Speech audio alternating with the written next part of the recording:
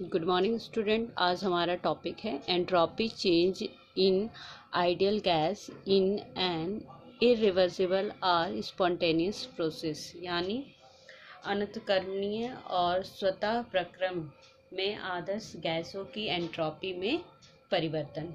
ठीक है, इसके लिए हमने क्या लिया है? Let us consider the isothermal expansion of ideal gas into vacuum at constant temperature. In such an expansion there would be no opposing force.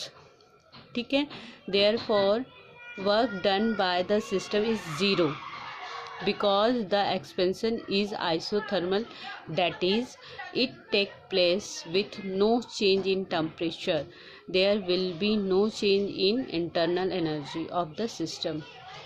ठीक है, हमने क्या कंसिडर कर दिया है कि हमने किसी आइडल गैस को आइसोथर्मली एक्सपेंशन किया है।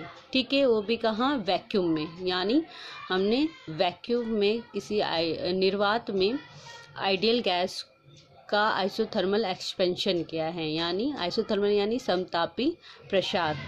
ठीक है, यानी कि उसमें क्या होगा? कांस्टेंट टेम्परेचर पे।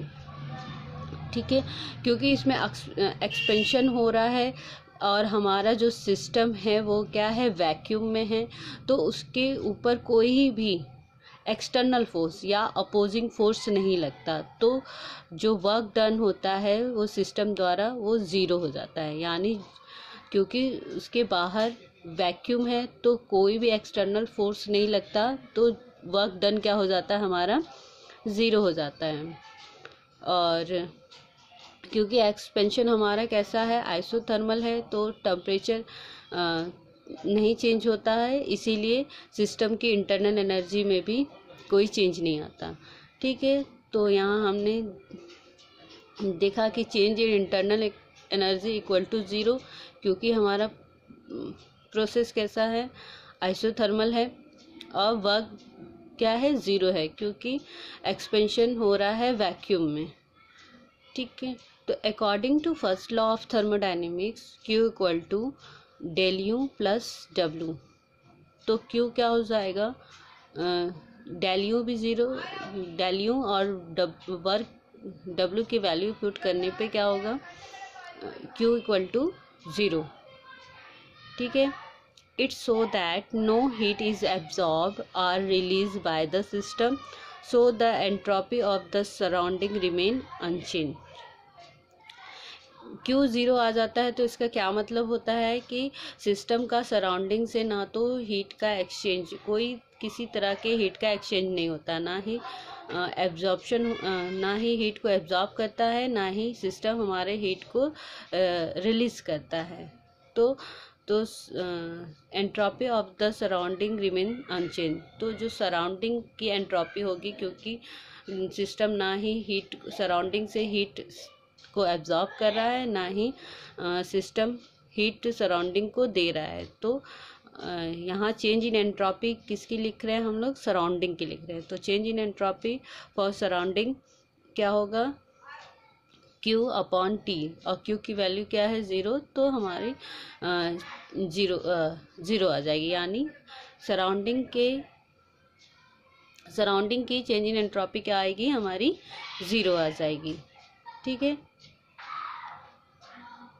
to determine the entropy of the system, let us suppose that the working substance is 1 mole of an ideal gas. Isothermally, its volume change from V1 to V2, then the change in entropy of the system only will be given by।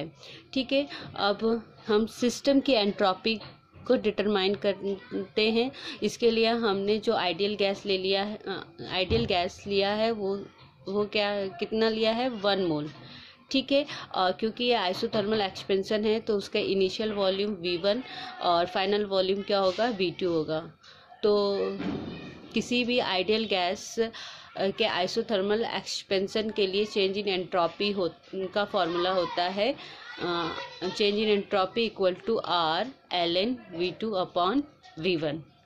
ठीक है, तो hence net change R increase in entropy of the system and its surrounding during an irreversible process will be। ठीक है, इससे पहले हमने surrounding की change in entropy निकाली थी और यहाँ हमने सिस्टम की चेंज इन एंट्रोपी निकाले हैं। तो सिस्टम प्लस सराउंडिंग, ठीक है, change in entropy for system, change in entropy for surrounding. तो सिस्टम की एंट्रोपी कितनी है, R L N V2 upon V1, और सराउंडिंग की एंट्रोपी क्या थी, 0। तो सिस्टम और सराउंडिंग की दोनों की वैल्यू कितनी आ जाएगी, R L N V2 upon V1, और सिस्टम प्लस सराउंडिंग मिलकर क्या बनाते हैं, हमारा यूनिवर्स बनाते हैं। ठीक है, तो for above it is clear that the quantity is greater than 0 and hence it is any irreversible process, there is a net gain of entropy of the system and its surrounding। ठीक है, तो जैसे कि हम लोग देख सकते हैं सिस्टम और सराउंडिंग की वैल्यू कितनी आ रही है, R L N V2 upon V1, और हमें पता है कि V2 क्या है, V2 ग्रेटर देन V1 है, तो इसकी वैल्यू क्या होगी, एक पॉजिटिव वैल्यू होगी। तो सिस्टम प्लस सराउंडिंग क्या होगा, ग्रेटर देन 0, यानी इसकी पॉजिटिव वैल्यू आएगी। ठीक है, और सिस्टम और सराउंडिंग मिलके क्या बनाते हैं, यूनिवर्स बनाते हैं। तो इस एक्सप्रेशन को देख के हमको पता चलता है कि आइसोथर्मल स्पॉन्टेनियस एक्सपेंशन के लिए क्या होता है, किसी भी आइडियल गैस के आइसोथर्मल एक्सपेंशन के लिए, स्पॉन्टेनियस एक्सपेंशन के लिए यूनिवर्स की एंट्रोपी या सिस्टम या सराउंडिंग की एंट्रोपी क्या होती है, हमेशा एक पॉजिटिव वैल्यू आती है।